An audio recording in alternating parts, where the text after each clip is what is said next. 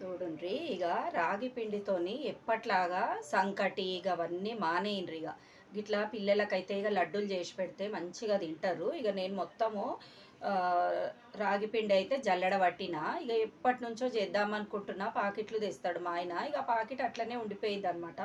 ఇక ఇలా అట్లయితే ఇట్లయితే కాదు, ఇక రాగి లడ్డూలు అయితే చేయాలనేసి ఇక మొత్తం జల్లెడైతే పట్టుకున్నా. దానికి కావాల్సిన సామాన్ కూడా అంతా నేనైతే రెడీగా పెట్టుకున్నా. ఇక ఒక్కొక్కటి మాట్లాడుకుంటా మీకు చూపిస్తా. అట్లనే చేసుకోండి, మస్తు బలం అనమాట రాగి పిండి. సరేనా మరి?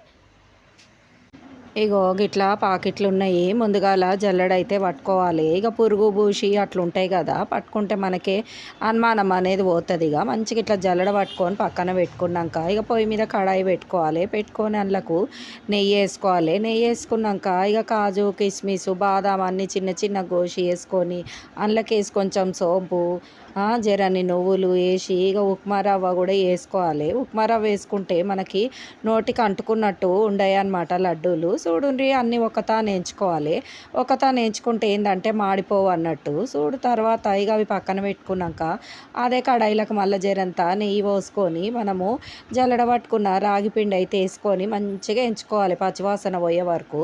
తర్వాత అది కూడా పక్కన పెట్టుకొని ఇక మళ్ళీ పొయ్యి మీద చిన్నగా గిట్లా గిన్నె ఏదన్నా పెట్టుకొని నానబెట్టుకున్న బెల్లంని అయితే వడపోసుకోవాలి. బెల్లంలో కూడా దునియా కచ్చర అయితే ఉంటుంది. కచ్చర అంతా పోయేటట్టు గట్ల ఫిల్టర్ చేసుకొని మంచిగా జర ఒక పొంగొచ్చే వరకు అయితే బెల్లం ఉడుకు చేసుకోవాలి. ఇక వేయించి పెట్టుకున్న రాగి పిండిని ఒక పెద్ద పళ్ళెంలోకి పోసుకొని మనం వేయించుకున్న డ్రై ఫ్రూట్స్ పోసుకొని మళ్ళీ జరంత నెయ్యి కాగబెట్టుకున్న బెల్లము ఇక అన్నీ వేసుకొని మంచిగా ముద్దలాగా వచ్చేటట్టు అయితే కలుపుకోవాలి. చూడుండ్రి గిట్లా ఒక్క 2 నిమిషాలు గిట్ల అయితే కలపాలి. బెల్లం పోసుకున్నాక మంచిగా స్వీటు మొత్తము మనకు అంటుకుంటుంది పిండికి. తర్వాత ఒక 2 చెంచాలు చక్కెర అయితే వేసుకోవాలి. బెల్లం చక్కెర కాంబినేషన్ అయితే మస్తు ఉంటుంది.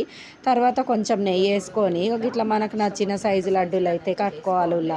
ఇక బెల్లము అయిందా లేదా అని కూడా నేను పిండి కలిపినాం. చూడండి, మనం బెల్లం నీళ్ళు పోసి అప్పుడే చూసుకున్నా బరాబర్ సరిపోయింది బెల్లం అయితే. ఇక మధ్యలో మనం చక్కెర కూడా వేసినాం కాబట్టి ఆ చక్కెర అవి అన్నీ వస్తున్నాయి. సోంపు మళ్ళీ డ్రై ఫ్రూట్స్ నువ్వులు అన్నీ వస్తున్నాయి. మొత్తానికైతే మన రాగి లడ్డు అయితే సూపర్ అంటే సూపర్ అయింది. ఎప్పటోలే సంకటి కాసుకోకూరి వీడియో చూసినాక మంచిగా లడ్డూలు చేసుకొని తినండి, మస్తు బలం అయితే వస్తుంది. ఏమంటున్నా మరి? ఇక పోయి వస్తా. Bye bye.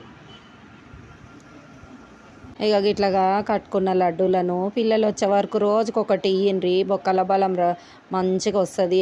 ఆడే పిల్లలకు మస్తు బలం అన్నమాట. ఏమంటున్నాయో గిట్లా లడ్డూలు చేసుకొని ఎట్లా వచ్చినాయో కామెంట్ అయితే చేయండ్రి.